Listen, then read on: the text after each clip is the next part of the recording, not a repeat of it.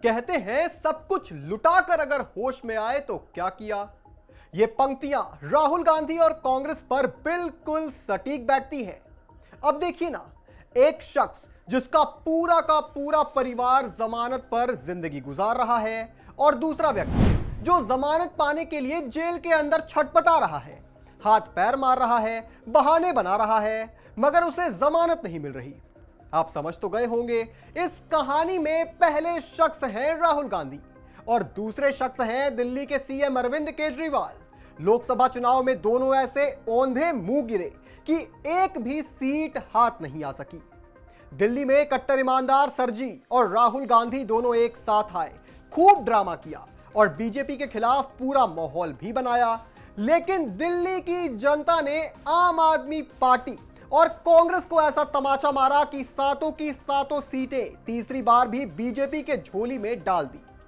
अब एक घोटालेबाज को यह लग रहा है कि भाई हमने तो दूसरे घोटालेबाज के साथ आकर गलती कर दी, और याद भी आया तो चुनाव नतीजे आने के करीब एक महीने बाद। लेकिन यह तो सभी जानते हैं कि आप और कांग्रेस दोनों में से दूध का धुला हुआ तो खैर कोई भी नहीं है। इस पूरे मामले पर आपको एक एक डिटेल देंगे, पर उससे पहले अगर आपने हमारे चैनल को सब्सक्राइब नहीं किया है तो आईऑन भारत को अभी सब्सक्राइब कर लीजिए और बेल आइकन दबाना ना भूलें।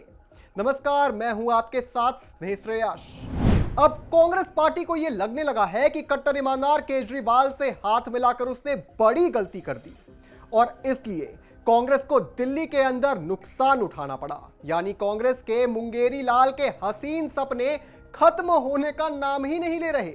मतलब कांग्रेस का यह सोच रही थी कि दिल्ली में कोई सीट भी जीत जाएगी। दिल्ली में कांग्रेस की एक बिसात है क्या?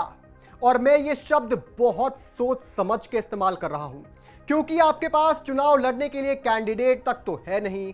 दिल्ली में मनोज तिवारी के अगेंस्ट आपने टुकड़े टुकड़े गैंग के लीडर कन्हैया कुमार को मैदान में उतार दिया और सातों सीटों पर आप एक तरफा मुकाबले में आम आदमी पार्टी और कांग्रेस की करारी हार हुई। और अब कांग्रेस कह रही है कि आम आदमी पार्टी के स्कैम के कारण कांग्रेस की छवि खराब हुई और नुकसान उठाना पड़ा। अरे भाई, आपके नेता ही तो बोल रहे थे कि केजरीवाल के ही एक्साइज स्कैम को उजागर किया है, तो केजरीवाल के साथ आने की जरूरत क्या थी? आइए आगे बढ़ने से पहले कांग्रेस नेता अभिषेक दत्त का बयान सुन लेते हैं। शराब घोटाले में दिल्ली के मुख्यमंत्री अरविंद केजरीवाल की संलिप्तता के कारण पार्टी को आम चुनाव में नुकसान हुआ। जब हमने इस स्कैम को उजागर किया तो हमने जांच की मांग की थी। केस फाइल करने के 18 महीने बाद भी ईडी और सीबीआई ने कोई एक्शन नहीं लिया और लोकसभा चुनाव के एक महीने पहले केजरीवाल को अरेस्ट कर लिया। घोटाले में अरविंद केजरीवाल के शामिल होने के कारण कांग्रेस को नुकसान हुआ। मेरा मानना है कि अगर हम उनके साथ चुनाव नहीं लड़ते तो चुनाव में कांग्रेस की सीटें बढ़ जाती। आपके शराब घोटाले के कारण कांग्रेस को नुकसान हुआ। घोटाले में शामिल होने के कारण सत्येंद्र जैन जेल में है और इन सब के कारण कांग्रेस को भारी नुकसान हुआ है।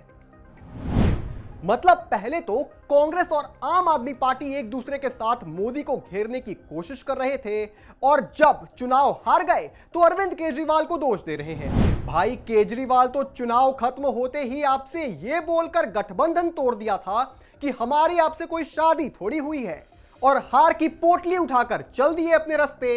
इतना ही नहीं, लोकसभा चुनाव के दौरान ही केजरीवाल ने कह दिया था कि कांग्रेस से भविष्य के रिश्तों पर 4 जून के बाद विचार होगा। ऊपर से आम आदमी पार्टी के कार्यकर्ताओं ने साफ कर दिया था कि आप समर्थकों को कांग्रेस प्रत्याशी के पक्ष में मतदान करने के लिए समझाना बड़ा मुश्किल है। ऊपर से दोनों पार्टियों के कार्यकर्ताओं में दूरी भी दिखाई दी। इतनी कठिनाइयों के बाद जब आप साथ चुनाव लड़ते हैं तो मुंह के बल गिरते हैं और एक दूसरे को कोसते हैं। भाई, सीटें तो बीजेपी की भी कम हुई। देखा जाए तो मोदी के नेतृत्व में यह बीजेपी का सबसे खराब प्रदर्शन था, मगर क्या आपने बीजेपी को किसी के सर ठीकरा फोड़ते हुए देखा? खैर छोड़िए, जिस पार्टी के साथ आप बीजेपी को हरवाने निकले थे, अब उसी पार्टी को आने वाले दिल्ली विधानसभा चुनाव में भर भर के सुनाने के लिए तैयार रहिए केजरीवाल और राहुल गांधी जी, आप भी। इस पर आप क्या सोचते हैं दोस्तों, हमें कमेंट करके जरूर बताएं और भी तमाम बड़ी खबरों से जुड़े रहने के लिए आप देखते रहें आईऑन भारत।